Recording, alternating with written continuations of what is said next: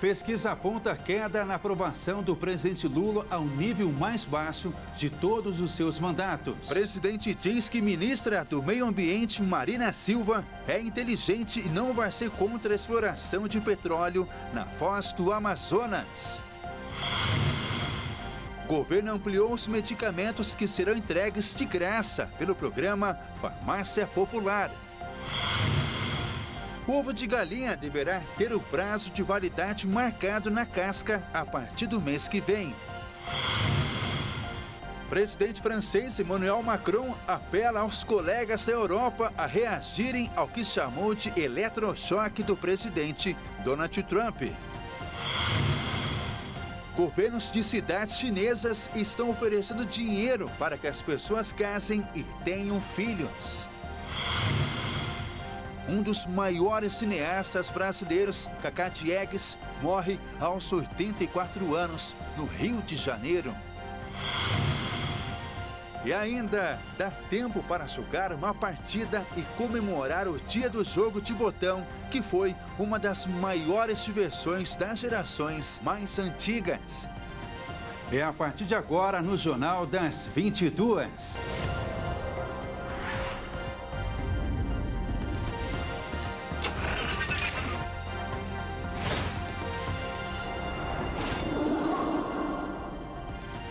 Boa noite.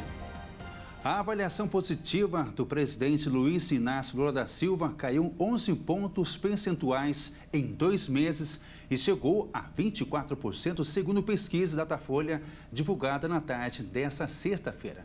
É o pior desempenho para Lula na comparação com seus 2 mandatos anteriores.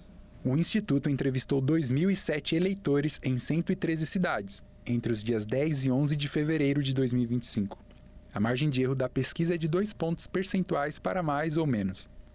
Entre dezembro do ano passado e fevereiro, o percentual de quem considera o governo ruim ou péssimo subiu para 41%, 7 pontos a mais. Para 32% está regular, eram 29%. A piora na avaliação é a mais acentuada registrada pelo Instituto neste terceiro mandato, iniciado em janeiro de 2023. Segundo o Datafolha, o pior resultado até então, de 28%, ocorreu em outubro e em dezembro de 2005, período em que a gestão petista lidava com a crise do mensalão. Acompanhe os números das pesquisas do Datafolha. Os que consideraram ruim e péssimo, 41%. Eram 34% em dezembro de 2024. Os que consideraram regular, 32%. Eram 29% em dezembro de 2024. Os que consideraram ótimo e bom, 24%. Eram 35% em dezembro de 2024. E os que não souberam responder, 2%.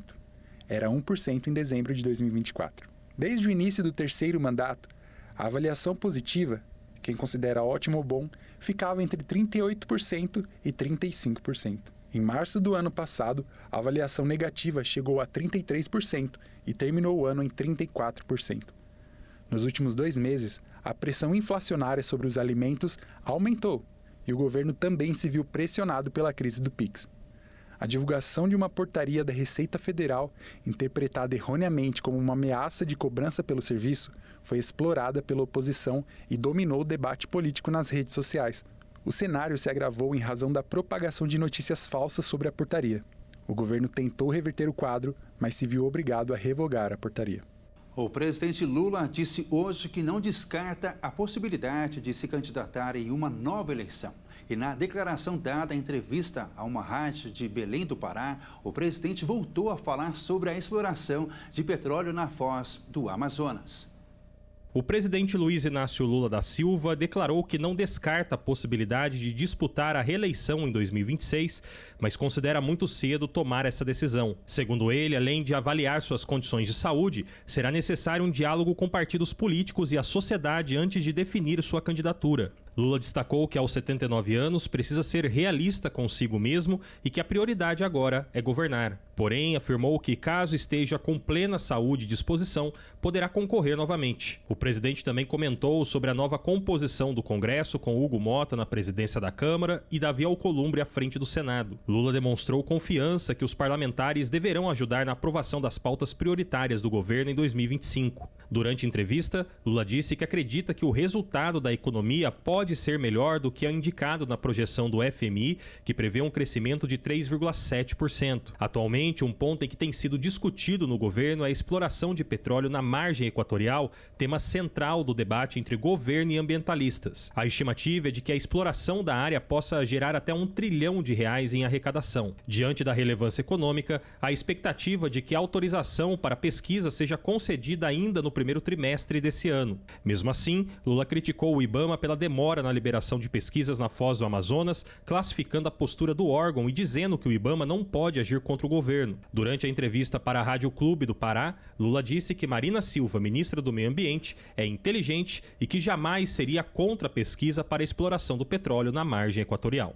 Olha, se não encontrar petróleo, tudo bem, vamos procurar em outro lugar. Mas se tiver petróleo, nós temos que saber como explorá-lo.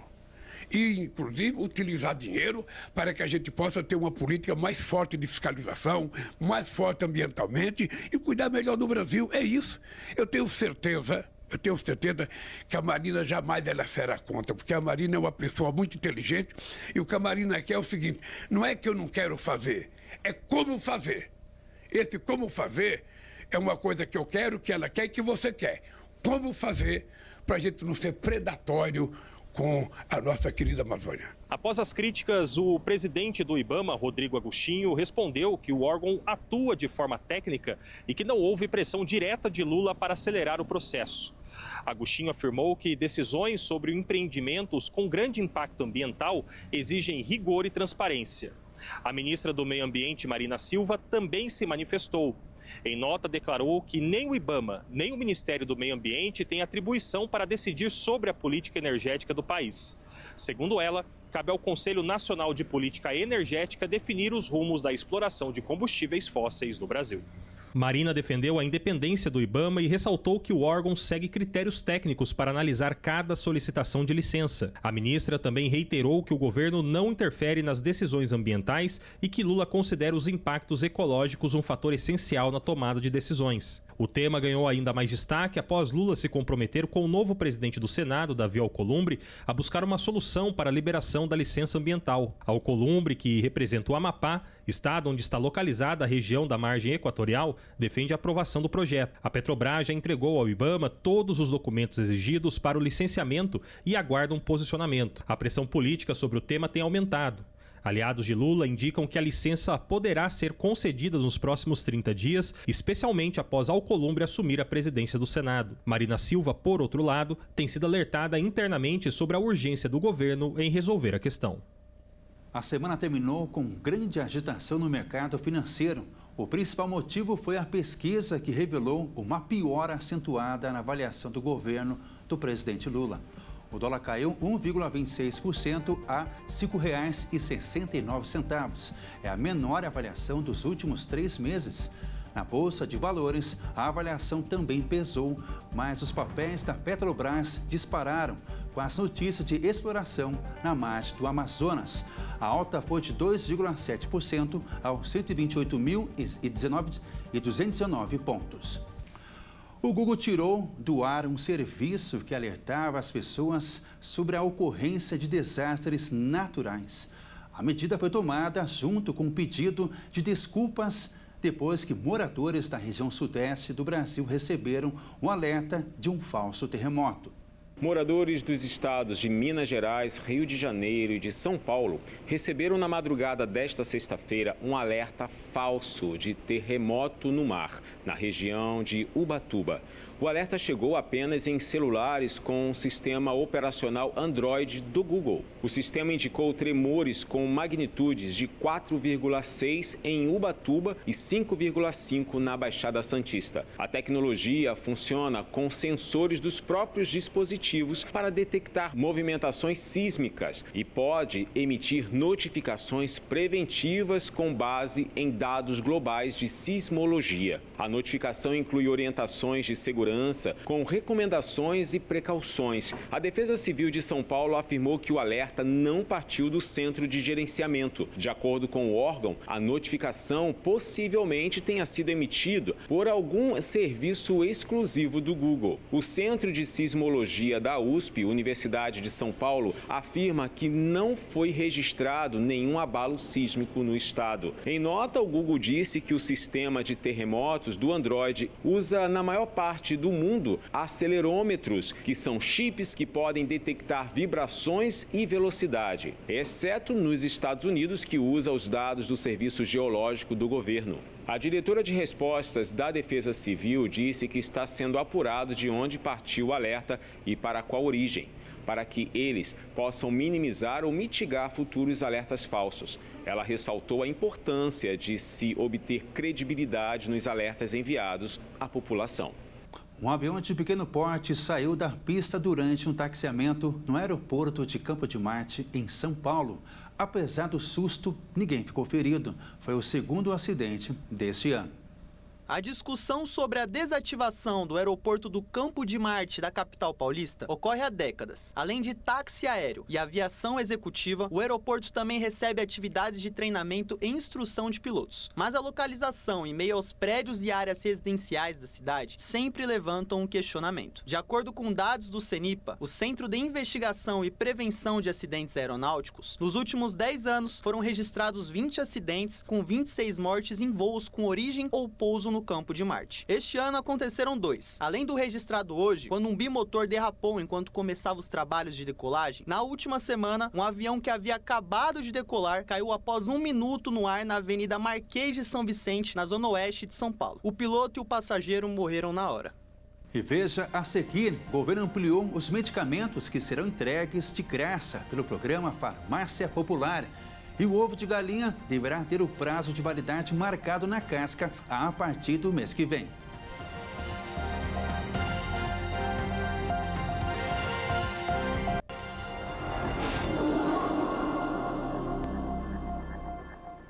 Hoje é 14 de fevereiro de 2025.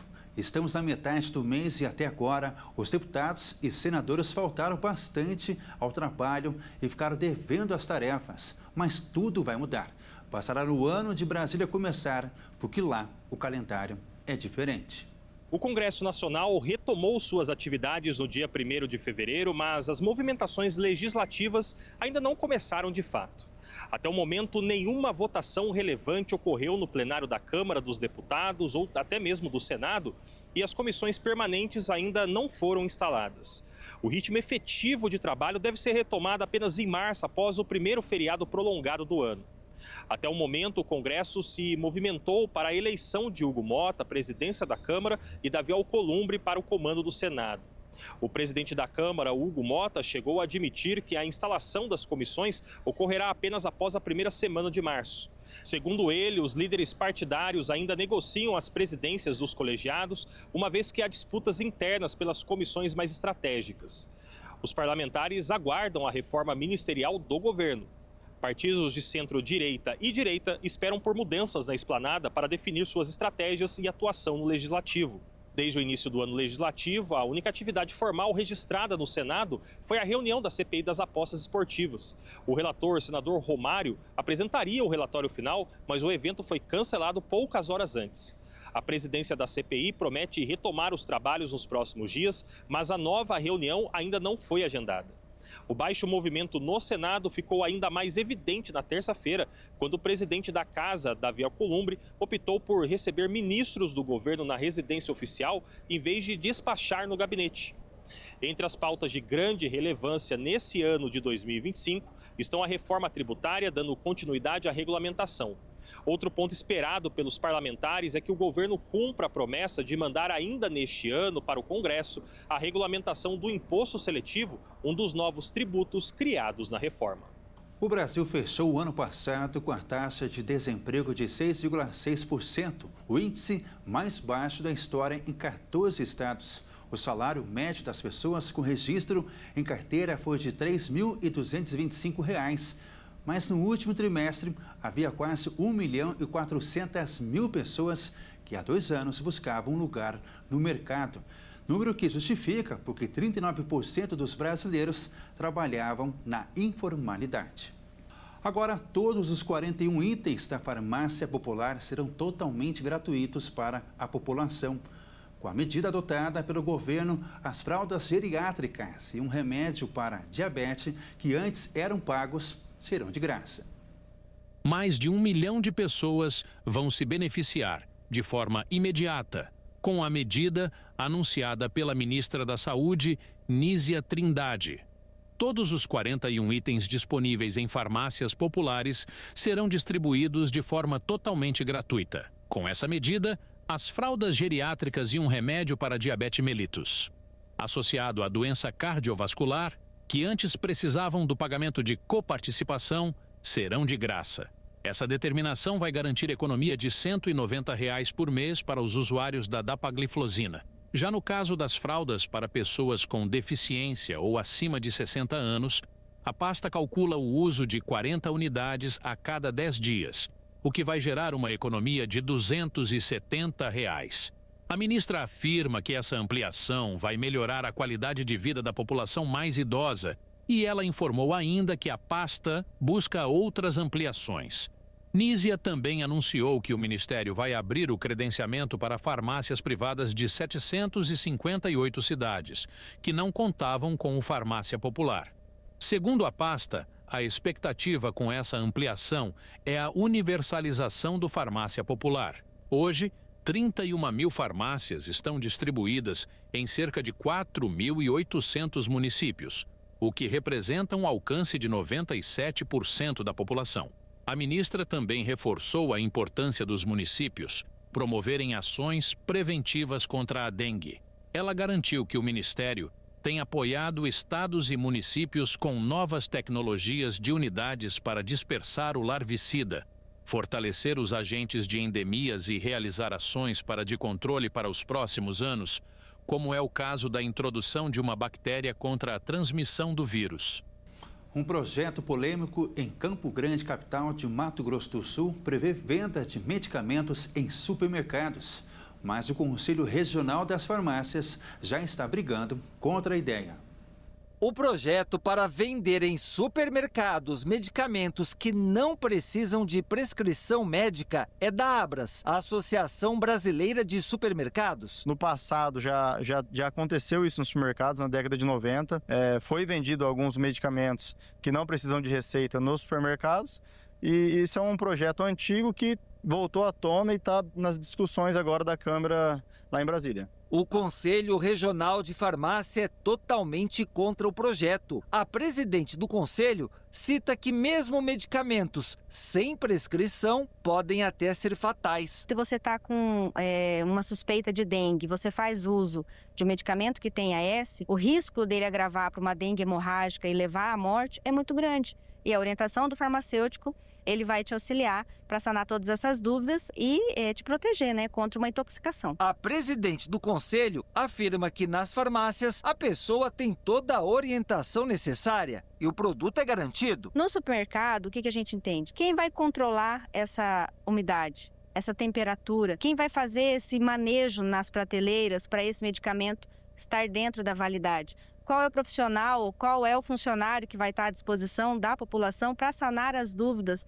em relação à dose, à posologia, a orientação mínima para que o paciente possa estar adquirindo esses medicamentos, comprando esses medicamentos. O presidente da Associação Sul-Mato Grossense de Supermercados comenta que o mesmo seria feito nos supermercados. Sim, de cara vai ter que ter um farmacêutico no supermercado, né? Mas hoje, assim, nós podemos comprovar que as farmácias hoje vendem online, vendem os medicamentos sem a orientação também de um farmacêutico para esse tipo de produto, que são os MIPs, né? Medicamentos isentos de prescrição.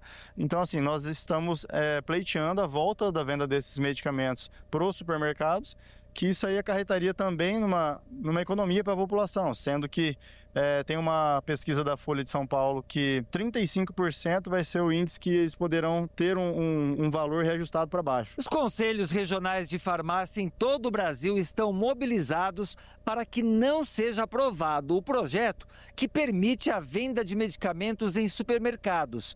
E os conselhos regionais sugerem o que os supermercados podem fazer. Que ela possa montar essa drogaria dentro do supermercado, no espaço físico apropriado, com um profissional farmacêutico, para que ele possa adquirir os medicamentos. Já existem algumas redes que já fazem esse trabalho. A partir do mês que vem, todos os ovos comercializados no Brasil terão data de validade. Segundo o Ministério da Agricultura e Pecuária, a intenção da medida é aumentar a segurança alimentar do produto. Quem vai às compras hoje encontra as caixas de ovos marcadas com a data de validade. Nas existem muitas denúncias de que, nas embalagens, existem produtos já vencidos. A data, desde a produção, deve ser de 26 dias.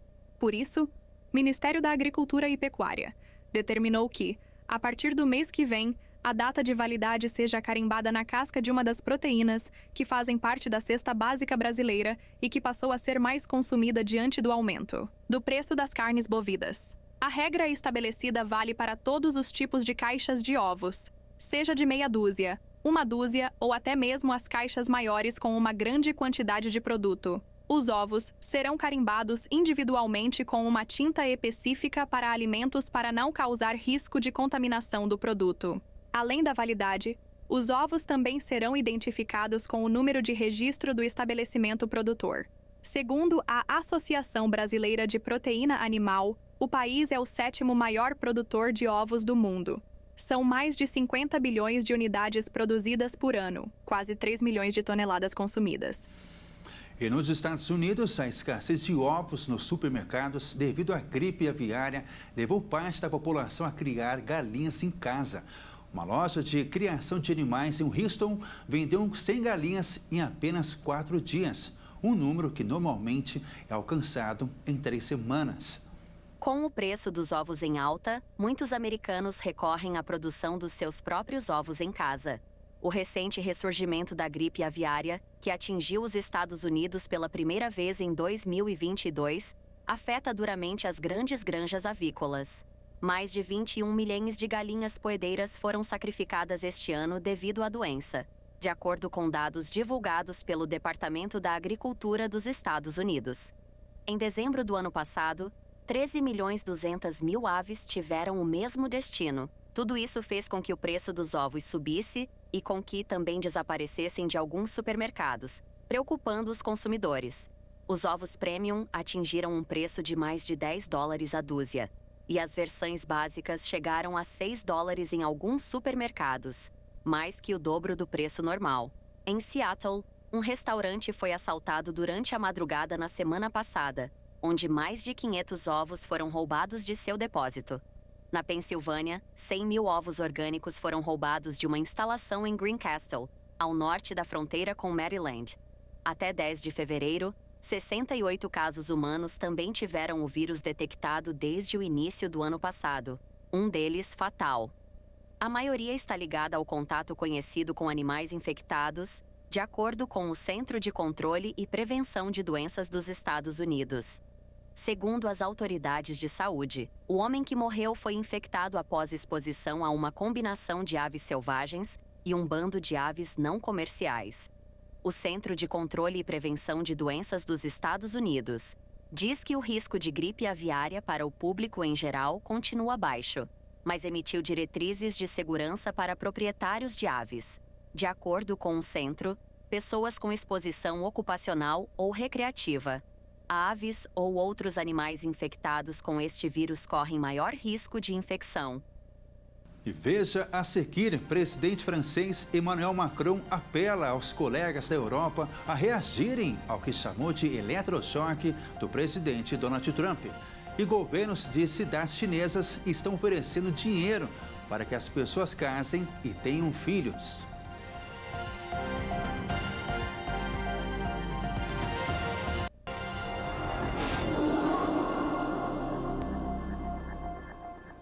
O presidente francês Emmanuel Macron destacou a necessidade de fortalecer a defesa e na economia, especialmente após o presidente dos Estados Unidos, Donald Trump, concordar com Putin em realizar negociações de paz e pôr fim à guerra da Rússia contra a Ucrânia. Enquanto muitos líderes europeus reagiram furiosamente às conversas do presidente dos Estados Unidos, Donald Trump, com o presidente da Rússia, Vladimir Putin, sobre o fim da guerra na Ucrânia, Macron pareceu mais tranquilo, tendo falado com Donald Trump por telefone. No início da semana, o francês disse que não estava surpreso com a ação do presidente dos Estados Unidos. Na quinta-feira desta semana, Donald Trump e Vladimir Putin se falaram por longas horas por telefone. As conversas ocorreram depois que o secretário de Defesa dos Estados Unidos disse anteriormente que Kiev teria que desistir de seus objetivos, de longa data de se juntar à aliança militar da OTAN e recuperar todo o seu território tomado pela Rússia, sinalizando uma mudança dramática na abordagem de Washington ao conflito. O presidente Donald Trump afirmou que tanto Vladimir Putin quanto Volodymyr Zelensky expressaram um desejo de paz em ligações telefônicas separadas. O Kremlin disse que um encontro presencial entre Donald Trump e Vladimir Putin precisava ser organizado imediatamente, depois que os dois presidentes mantiveram contato. A Rússia também quer discutir a segurança europeia em quaisquer negociações com os Estados Unidos. Aliados europeus da Ucrânia denunciaram as aparentes concessões de Washington a Putin antes mesmo das negociações começarem. O presidente francês descreveu o retorno de Donald Trump como um eletrochoque que deveria forçar a Europa a garantir seu próprio futuro, assim como o da Ucrânia. Emmanuel Macron defendeu a necessidade de a Europa se fortalecer em defesa e na economia. O líder francês há muito tempo argumenta que a Europa deve assumir mais responsabilidade por sua própria segurança, o que só seria possível aumentando a independência econômica e reduzindo sua dependência dos Estados Unidos e da China. Para permitir que os países europeus invistam mais em sua segurança, Macron defendeu mais soluções de financiamento inovadoras que poderiam incluir mais empréstimos comuns da União Europeia, como foi feito durante a pandemia de coronavírus. Até agora, a Alemanha tem se mantido firmemente contra isso. O presidente francês admitiu que pode levar de 5 a 10 anos para a Europa se fortalecer, período em que ele não será presidente, já que seu segundo mandato termina em 2027, com populistas e a ultradireita ganhando terreno na França e em outras partes da Europa. Uma parte dos eleitores está cautelosa com a expansão da influência da União Europeia em suas vidas. Autoridades chinesas pagam cerca de R$ 1.182 para incentivar os jovens a casar. O número de uniões no país caiu 20% em 2024, na comparação com o ano anterior. Há quem diga que o casamento é um investimento de alto risco, mas na China, a decisão de se unir pode refletir positivamente na conta bancária. Pouco depois de contraírem matrimônio, Zhang Gang e Wang Linbin posam em frente a um fundo vermelho decorado com o emblema do governo chinês. Na foto, o casal aparece com um maço de notas recebidas como recompensa pelo casamento. Quando queríamos obter nossas certidões de casamento pela primeira vez, essa política de recompensa ainda não existia. Mais tarde, quando descobrimos, achamos que era muito bom, então decidimos esperar. Como a política só começou em 1º de janeiro de 2025, planejamos vir e obter as certidões após o Festival da Primavera. Luliang, a cidade natal de Zhang, na província de Shanxi, no norte do país, é um dos muitos lugares na China onde as autoridades oferecem incentivos para encorajar os casais a se casarem. O pagamento de 1.500 yuans, R$ 1.182 pela cotação atual, para um jovem casal faz parte das medidas para aumentar a população do país, que se contraiu pelo terceiro ano consecutivo em 2024. Isso é bom, é um benefício para as pessoas. No momento, o casamento está muito em baixa. Esta política é para encorajar os jovens a se casar. Não estávamos planejando nos casar tão cedo, mas então, em novembro, de repente, vimos esta política. Daí, eu disse à minha esposa, vamos casar agora mesmo. O incentivo equivale à metade do salário médio mensal da população urbana de Luliang e mais do que os trabalhadores rurais recebem normalmente. A contribuição financeira, que no caso das mulheres é concedida até os 35 anos de idade, é apenas a parte mais atraente do pacote. Luliang também oferece subsídios e contribuições para o seguro de saúde para o registro de recém-nascidos. Mas nada disso traz a certeza de um bom investimento ou chega a encorajar realmente a decisão de ter filhos. O número de homens com alto nível educacional e bons empregos é muito baixo. Tenho aproximadamente 300 mulheres com mestrado na minha lista, mas apenas uma dúzia de homens com o mesmo grau de estudo. O fato é que a geração mais jovem da China não está entusiasmada com a ideia do casamento. De acordo com dados divulgados recentemente, o número de matrimônios no ano passado caiu 20% em relação a 2023. Uma baleia engoliu um homem que estava em um caiaque na costa do Chile e o cuspiu em sequência. O ocorrido foi registrado em um vídeo que viralizou nas redes sociais.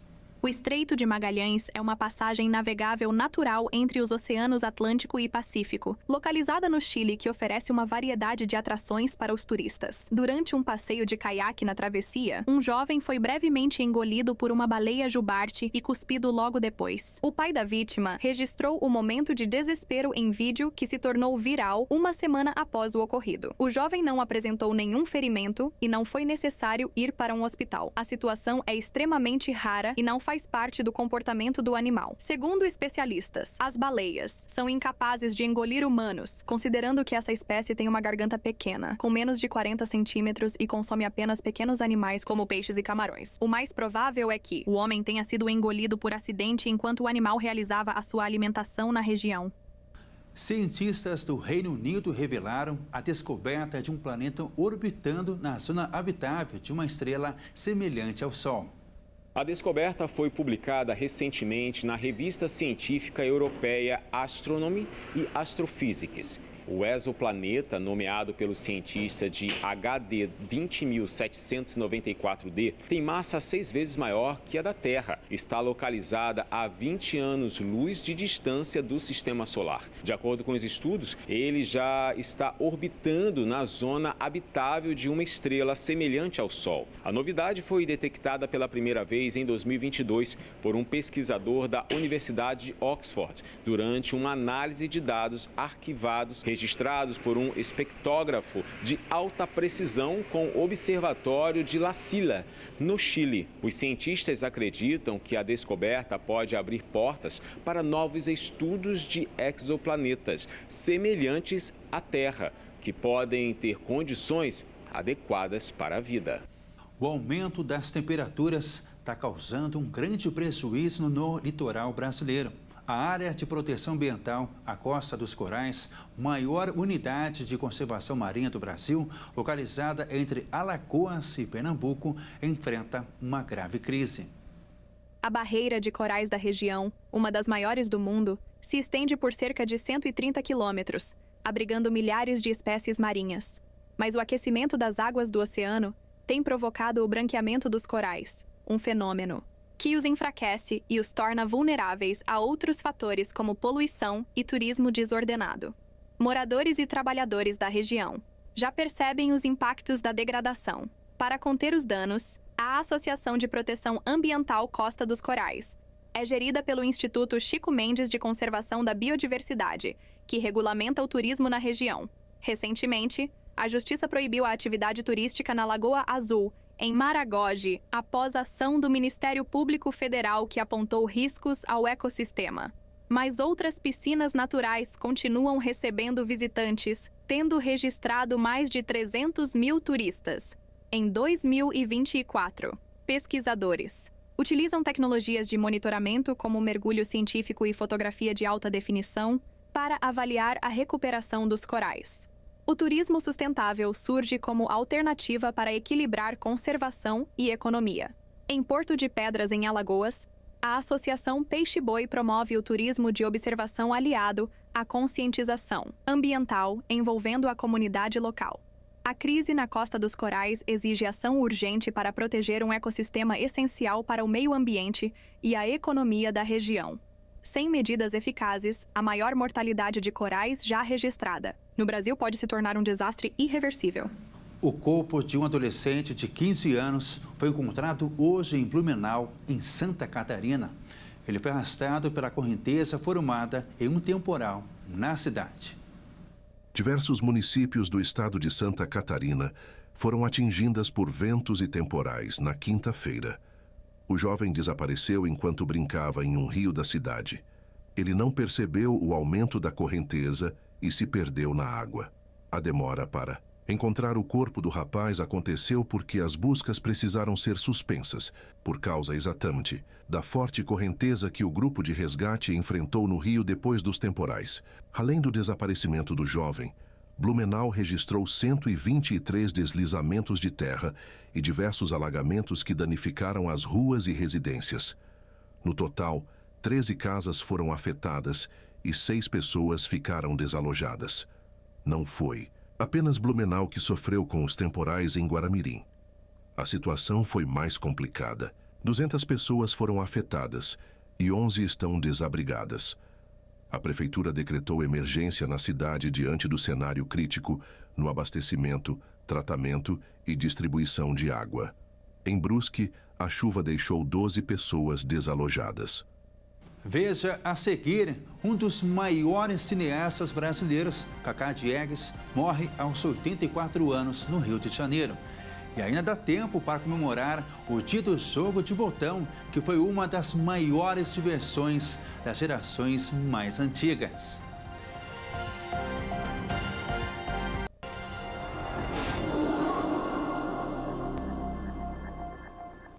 A greve parcial dos auditores fiscais e analistas tributários está atrapalhando a vida de muitas empresas brasileiras.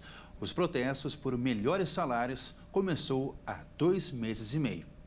Não são só as blusinhas importadas que estão com as entregas atrasadas. Indústrias de todos os portes reclamam da falta de componentes e até a arrecadação pode sofrer um revés, em um momento em que o governo busca recursos para aliviar o déficit fiscal. Cerca de 75 mil remessas expressas de importação e exportação estão paradas nos terminais alfandegários, segundo estimativas das empresas do setor, relatadas pelo presidente da Frente Parlamentar de Livre Mercado, o deputado federal Luiz Felipe de Orleans e Bragança. Hoje o tempo de liberação nas aduanas é de 14 dias para cargas normais e de 7 dias para cargas expressas. Antes da paralisação, gastava-se 5 dias ou até 2 dias para liberação, segundo Dão Real, presidente do Sindifisco, que representa os auditores fiscais. Por conta da paralisação, 1.120 processos tributários deixaram de ser pautados para julgamento no CARF em janeiro. Isso pode representar uma perda na arrecadação potencial do governo de 51 bilhões de reais, caso a decisão seja favorável à Receita. Se nada mudar, em fevereiro a Receita deve deixar de julgar processos cuja arrecadação potencial é de quase 94 bilhões, prevê o presidente do Sindifisco. O motivo do protesto é a defasagem salarial de 27,46%, acumulada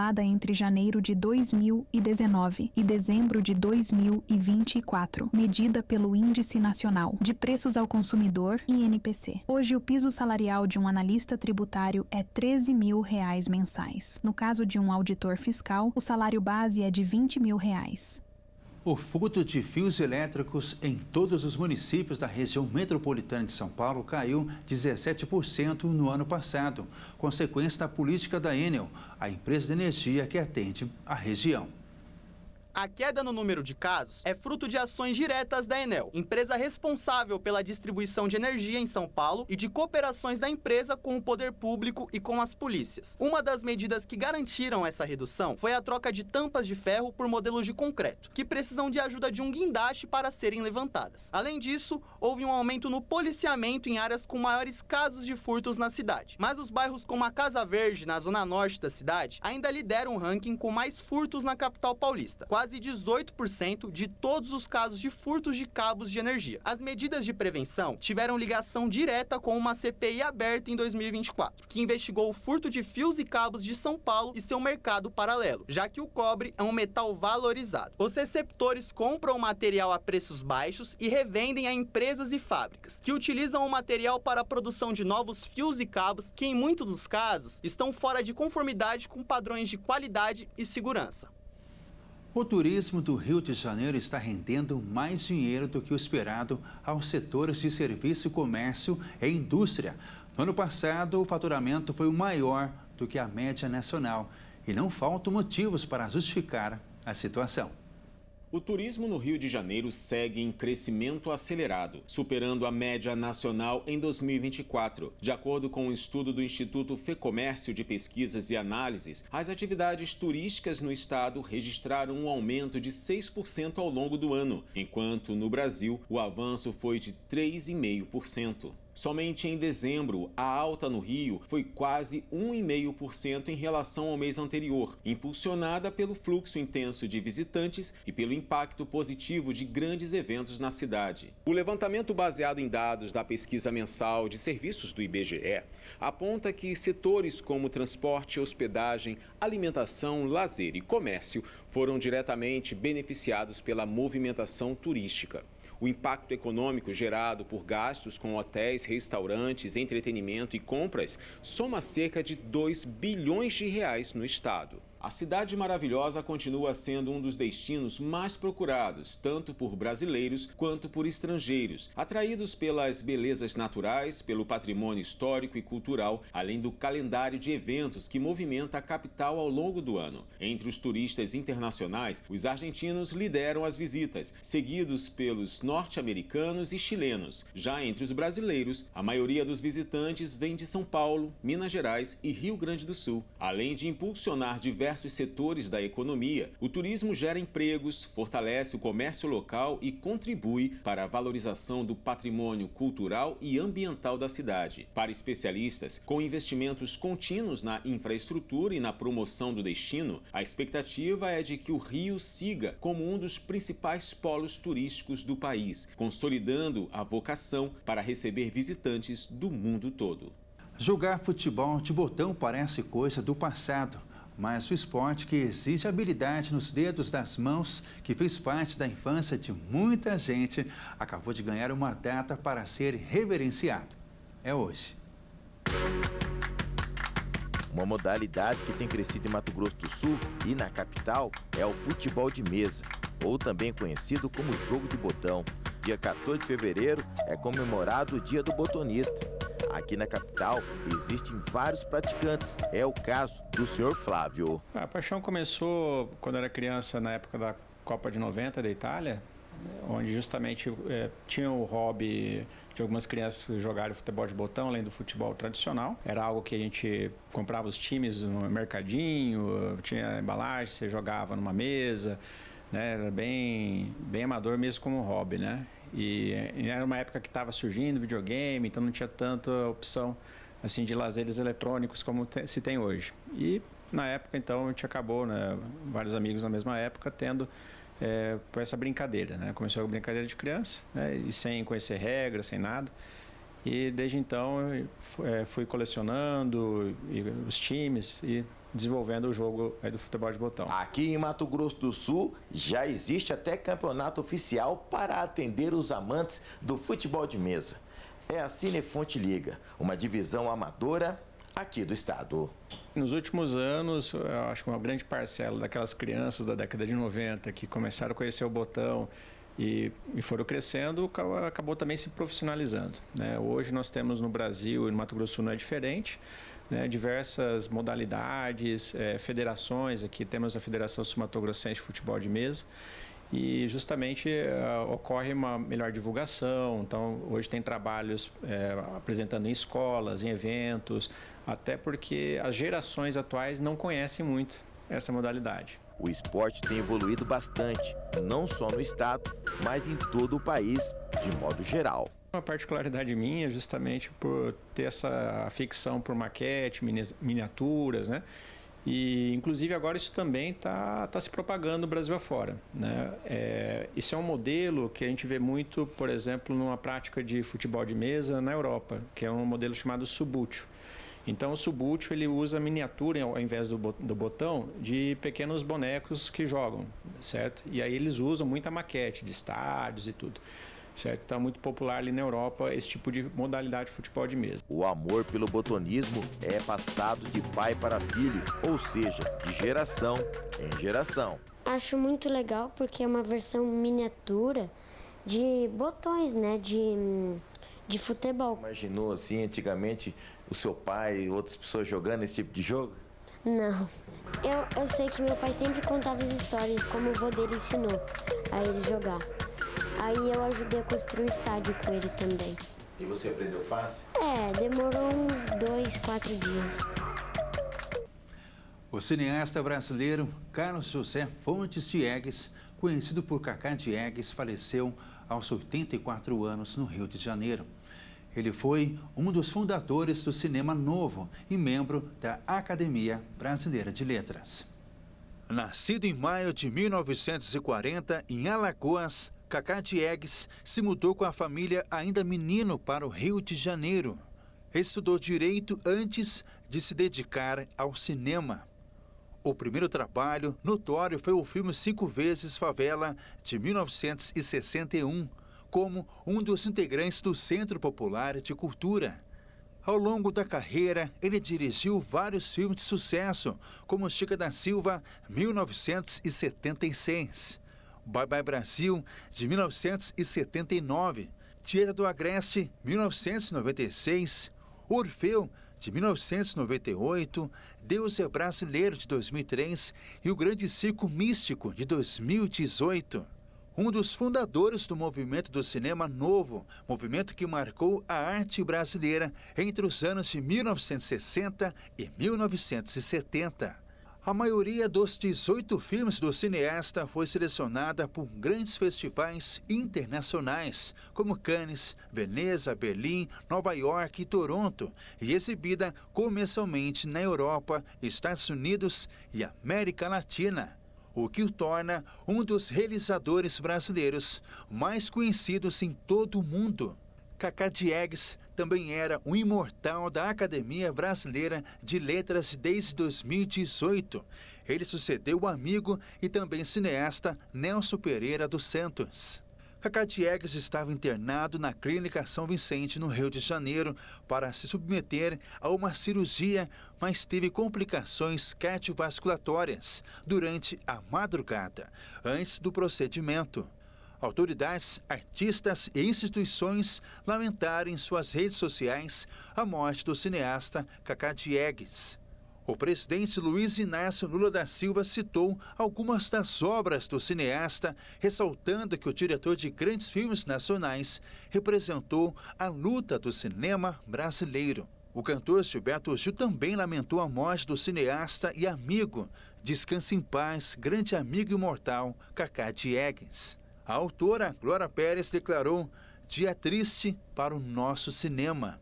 A Academia Brasileira de Letras homenageou Diegues, afirmou que sua obra equilibrou a popularidade e a profundidade artística ao abordar temas sociais e culturais com sensibilidade. Essa edição fica por aqui. Uma boa noite, um ótimo final de semana. Tchau.